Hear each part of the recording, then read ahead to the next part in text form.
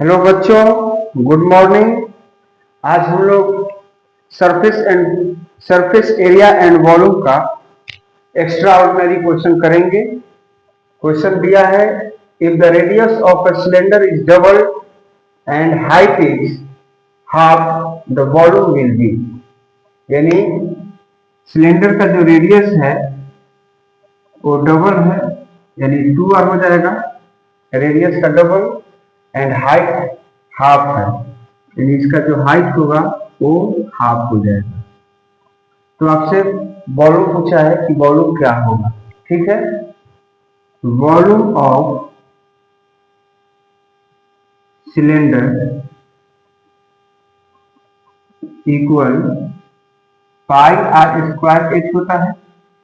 इसको आप कैपिटल में भी लिख सकते हैं, पाई आर स्क्वायर एच। तो यहाँ पाई रखेंगे, आर की जो वैल्यू है वो 2r रखेंगे, तो यहाँ 2r का होल स्क्वायर होगा इंटू एच की जगह पर 1/2h रखेंगे। ठीक है, अब यहाँ हो जाएगा पाई 2r का स्क्वायर का मतलब 4r स्क्वायर इंटू 1/2h। इस 2 से इस 4 को कैंसिल करेंगे 2 टाइम्स में।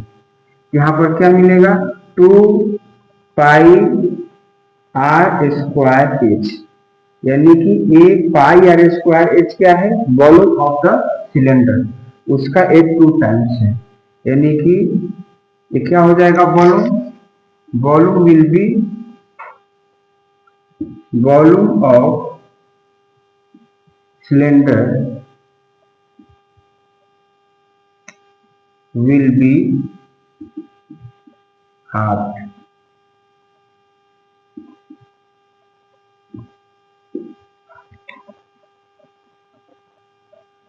यही इसका आंसर होगा। ठीक है, क्वेश्चन नंबर सेकेंड देखते हैं। क्वेश्चन में बोल रहा है, if the length of the diagonal of a cube is 6 centimetre, then the length of the edge of the cube is. यानी डायगोनल क्यूब का दिया हुआ है 6√3 सेंटीमीटर। आपका आपको लेंथ फाइंड करना है या एज फाइंड करना है क्यूब का। तो हम जानते हैं फॉर्मूला क्या होता है, diagonal of the cube. Diagonal of the cube कितना दिया है, पहले इसको लिख लेते हैं 6√3 सेंटीमीटर। ठीक है, इसके बाद डायगोनल ऑफ द क्यूब का फॉर्मूला लिखेंगे, √3a होता है इक्वल 6√3 सेंटीमीटर हो जाएगा। ठीक है, अब यहाँ हमें a का मतलब है साइड या लेंथ या एज। a इक्वल क्या हो जाएगा, 6√3 सेंटीमीटर, √3 मल्टीप्लाई में इधर आकर के डिवाइड में हो जाएगा, ये √3 से √3 कैंसिल हो जाएगा, यानी a इक्वल 6 सेंटीमीटर हो जाएगा। यही इसका आंसर होगा। क्वेश्चन नंबर थर्ड में क्वेश्चन पूछा है, if a sphere is inscribed in a cube, then the ratio of the volume of the cube to the volume of the sphere will be।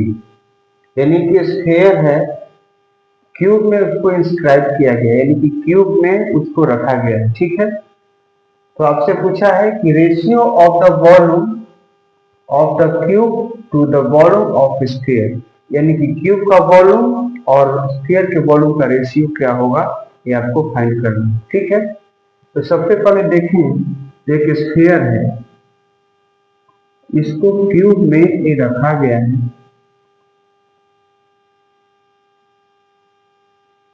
ठीक है, तो ये डायमीटर हो जाएगा स्फीयर का। तो ये हम जानते हैं कि क्यूब का साइड कितना होता है, अगर ये ए है तो सभी ए हो जाएगा, सभी इक्वल होता है, तो डायमीटर भी कितना हो जाएगा, ए। यानी कि डायमीटर ऑफ स्फीयर की अगर हम बात करें तो ए हो जाएगा, तो रेडियस कितना हो जाएगा, a/2। क्यों, क्योंकि रेडियस इक्वल d/2 होता है। तो यहाँ पर हम इसका वॉल्यूम पहले फाइंड करेंगे, किसका, स्फीयर का। तो स्फीयर